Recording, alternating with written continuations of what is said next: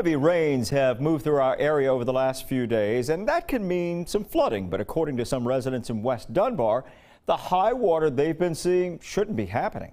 13 News reporter Adrian Robbins introduces us to one of the families who is now being faced with a whole new set of challenges due to the flooding. Residents of West Dunbar are used to flooding. It was all the way up here. But the water that came Monday and Tuesday this week was anything but normal. It's been flooding down here for 7 years, but this is the worst it got. Neighbors say water was at its highest around 5:30 Tuesday morning. And although the water has subsided, the damage has already been done. My van was immersed in the water. Commission President Ken Carper visited the site of the flooding on Tuesday after complaints were made. In his statement, Carper says torrential downpours have occurred, which I believe is the main cause of this flooding. I also believe there's a culvert that has collapsed, resulting in a portion of the flooding.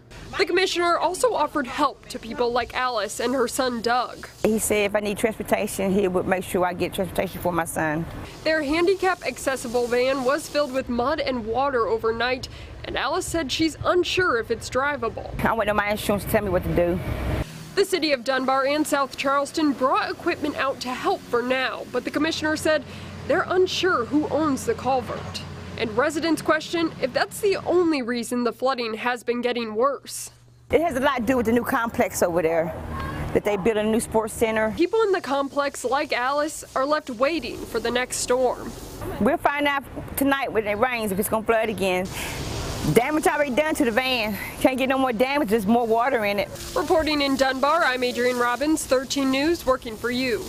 According to Commissioner Carper's office, the commission is trying to determine ownership of the culvert, but said their main concern was to make sure that everyone was safe.